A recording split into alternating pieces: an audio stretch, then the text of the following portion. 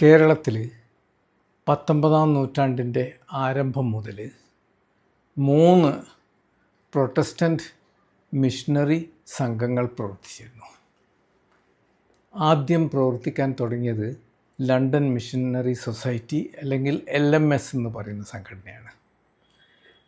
നാഗർകോയിൽ ആസ്ഥാനമാക്കിയിട്ടാണ് അവർ പ്രവർത്തനം ആരംഭിച്ചത്.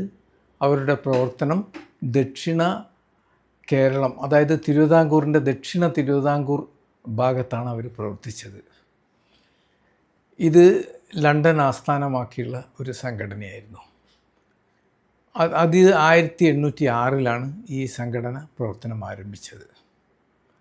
അതിനുശേഷം 1814 മുതൽ ചർച്ച് മിഷണറി സൊസൈറ്റി, ഇതും ഇംഗ്ലണ്ട് ആസ്ഥാനമാക്കിയിട്ടുള്ള ഒരു സംഘടനയാണ്, ഇവിടെ പ്രവർത്തനം ആരംഭിച്ചു. കോട്ടയമായിരുന്നു അവരുടെ പ്രധാന കേന്ദ്രം. മൂന്നാമതായും അവസാനമായിട്ട് ഇവിടെ പ്രവർത്തനം ആരംഭിച്ചത് ബാസിൽ മിഷനാണ്. ബാസിൽ മിഷൻ 1834 മുതൽ പ്രവർത്തനം ആരംഭിച്ചിട്ടുണ്ട്.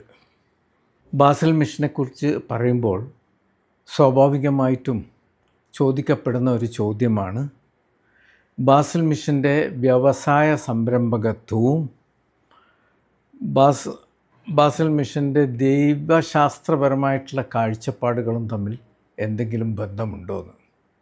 യഥാർത്ഥത്തിൽ ബന്ധമുണ്ട്. കാരണം ബാസിൽ മിഷൻ്റെ വേരുകൾ അന്വേഷിക്കുകയാണെങ്കിൽ ജർമ്മൻ ക്രിസ്ത്യൻ സൊസൈറ്റി എന്ന പേരിലുള്ള ഒരു ക്രിസ്ത്യൻ സംഘടനയാണ് അതിൻ്റെ വേരുകളിലുള്ളത്. ആ സംഘടനയിലുള്ള ചില അംഗങ്ങൾ ചേർന്നിട്ട് ബാസിൽ പട്ടണത്തിൽ വെച്ച് ഒരു മിഷൻ സ്ഥാപിക്കുകയാണ് ചെയ്തത്.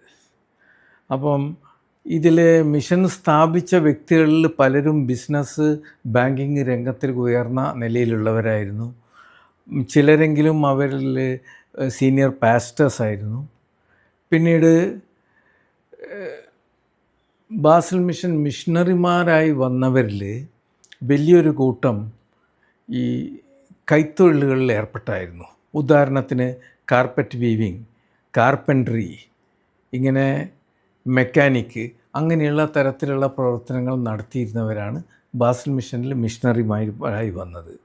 അതുകൊണ്ട് മറ്റ് മിഷണറി സൊസൈറ്റികളിൽ നിന്ന് വ്യത്യസ്തമായിട്ട് ആദ്യം തന്നെ ബാസിൽ മിഷന് നമുക്ക് പറയാം ഒരു വ്യവസായ മനസ്ഥിതി ഉണ്ടായിരുന്നു. രണ്ടാമത്തത് ഈ ക്രൈസ്തവ നവോത്ഥാനത്തിലെ ഒരു നേതാവായിരുന്ന കാൽവിൻ, ജോൺ കാൽവിൻ എന്നാണ് അദ്ദേഹത്തിൻ്റെ പേര്. കാൽവിനിസ്റ്റ് ദൈവശാസ്ത്രവുമായിട്ട് വളരെ അടുപ്പമുള്ള സ്ഥലമാണ് ബാസിൽ തന്നെ. ജോലി പ്രാർത്ഥനയാണ്, വർക്ക് ഇസ് വർഷിപ്പ് എന്ന തരത്തിലുള്ള കാഴ്ചപ്പാടാണ് കാൽവിന് ജോലിയെക്കുറിച്ചിട്ടുണ്ടായിരുന്നത്. അതുകൊണ്ട് ഈ ഇത്തരത്തിലുള്ള വ്യവസായ പ്രവർത്തനങ്ങളും പിന്നെ മറ്റ് മതപരമായ പ്രവർത്തനങ്ങളും തമ്മിൽ വലിയ വ്യത്യാസമില്ല എന്നൊരു കാഴ്ചപ്പാടായിരുന്നു.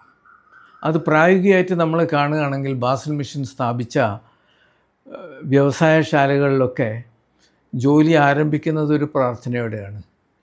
ജോലി അവസാനിക്കുന്ന സമയത്ത് തൊഴിലാളികളും മേസ്ത്രിമാരും എല്ലാവരും ഒരു സ്ഥലത്ത് സമ്മേളിച്ച് ദൈവത്തിന് സ്തോത്രം ചെയ്ത് പാട്ടുപാടി പ്രാർത്ഥിച്ച് കഴിഞ്ഞിട്ടാണ് അവർ വീട്ടിലേക്ക് പോവുക. അപ്പോൾ വർക്ക് ഇസ് വർഷിപ്പ്, ജോലി തന്നെ പ്രാർത്ഥനയാണെന്നുള്ള ഒരു കാഴ്ചപ്പാട് അതിൻ്റെ ഉള്ളിലുണ്ട്. അത് ബാസിൽ മിഷന് മാത്രം പ്രത്യേകമായിട്ട് അവകാശപ്പെടാവുന്ന ഒന്നാണ്.